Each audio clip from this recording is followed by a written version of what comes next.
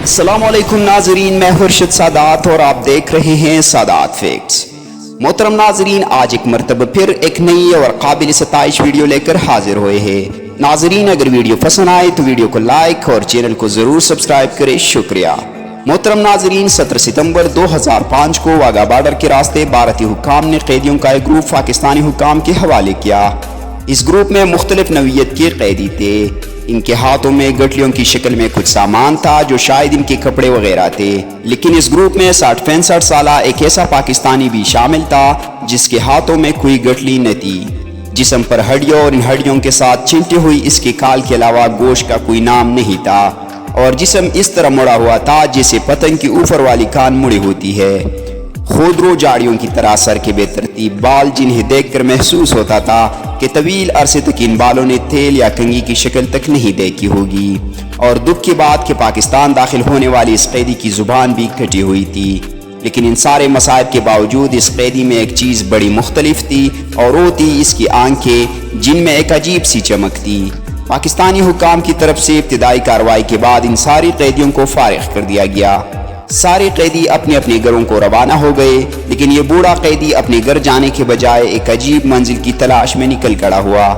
کانپتے اور ناتواں ہاتھوں سے وہ ٹوٹے ہوئے الفاظ لکھ لکھ کر اپنی منزل کا پتہ پوچھتا رہا، اور ہر کوئی اسے ایک غریب سائل سمجھ کر اس کی رہنمائی کرتا رہا۔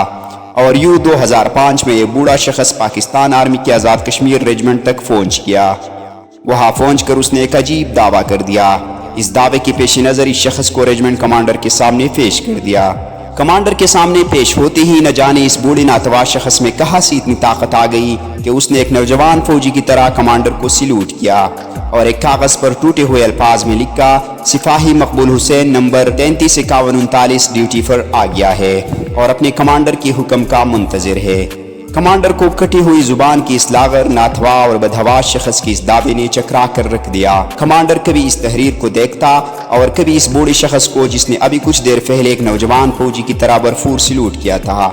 کمانڈر کے حکم پر قیدی کے لکھے ہوئے نام اور نمبر کی مدد سے جب فوجی ریکارڈ کی پرانی فائلوں کی گرد جاڑی گئی اور اس شخص کے رشتہ داروں کو ڈھونڈ کے لایا گیا تو ایک دل ہلا دینے والی داستان سامنے آئی۔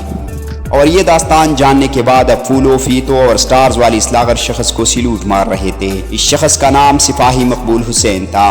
65 کی جنگ میں سپاہی مقبول حسین کیپٹن شیر کی قیادت میں دشمن کے علاقے میں اسلحے کے ایک ڈپو کو تباہ کر کے واپس آ رہا تھا کہ دشمن سے جھڑپ ہو گئی۔ سپاہی مقبول حسین، جو اپنی پشت پر وائرلیس سیٹ اٹھائے ہوئے اپنے افسران کے لیے پیغام رسانے کے فرائض کے ساتھ ہاتھ میں اٹھائی گن سے دشمن کا مقابلہ بھی کر رہا تھا، مقابلے میں زخمی ہو گیا۔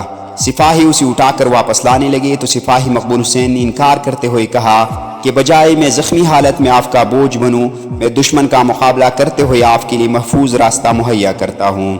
ساتھیوں کا اصرار دیکھ کر مقبول حسین نے ایک چال چلی اور خود کو چھوٹی کھائی میں گرا کر اپنے ساتھیوں کی نظروں سے اوجھل کر لیا۔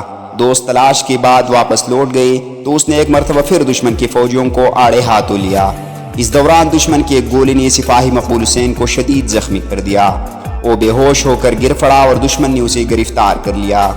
جنگ کے بادل چھٹے تو دونوں ملکوں کے درمیان قیدیوں کی فہرستوں کا تبادلہ ہوا، تو بھارت نے کہیں بھی سپاہی مقبول حسین کا ذکر نہ کیا، اس لیے ہماری فوج نے بھی سپاہی مقبول حسین کو شہید تصور کر لیا۔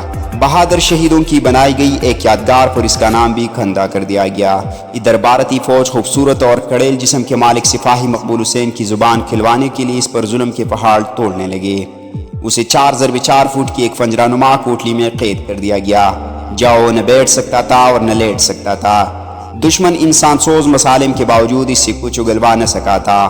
سپاہی مقبول حسین کی بہادری اور ثابت قدمی نے بھارتی فوجی افسران کو پاگل کر دیا۔ جب انہوں نے دیکھا کہ مقبول حسین کوئی راز نہیں بتاتا تو وہ اپنی تسکین کے لیے مقبول حسین کو تشدد کا نشانہ بنا کر کہتے، کہو پاکستان مرد آباد، اور سپاہی مقبول حسین اپنی ساری توانائی اکٹھے کر کے نعرہ مارتا، پاکستان زندہ باد، جو بھارتی فوجیوں کو جلا کے رکھ دیتا۔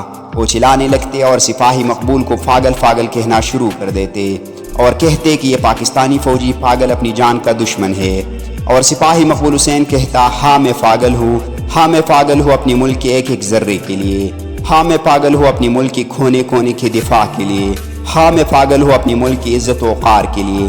سپاہی مقبول حسین کی زبان سے نکلے ہوئے الفاظ دشمنوں کے ذہنوں پر ہتھوڑوں کی طرح لگتے آخر انہوں نے اس زبان سے بدلہ لینے کا فیصلہ کر لیا۔ انہوں نے سپاہی مقبول حسین کی زبان کاٹ دی اور اسے پھر 4 ضرب 4 کی اندھیری کوٹلی میں ڈال کر مقفل کر دیا۔ سپاہی مقبول حسین نے 1965 سے لے کر 2005 تک اپنی زندگی کے بہترین 40 سال اس کوٹلی میں گزار دیے۔ اب وہ کٹی زبان سے پاکستان زندہ باد کا نعرہ تو نہیں لگا سکتا تھا، لیکن اپنی جسم پر لباس کے نام پر پہنے چیتڑوں کی مدد سے 4 ضرب 4 فٹ کوٹلی کی دیوار کے ایک حصے کو صاف کرتا اور اپنی جسم سے نکلتے ہوئے خون کی مدد سے وہاں پاکستان زندہ باد لکھ دیتا۔ یوں سپاہی مقبول حسین اپنی زندگی کے بہترین دن اپنے وطن کی محبت کے پاگل فن میں گزارتا رہا۔ آئے ہم مل کر آج ایسے سارے پاگلوں کو سلوٹ کرتے ہیں۔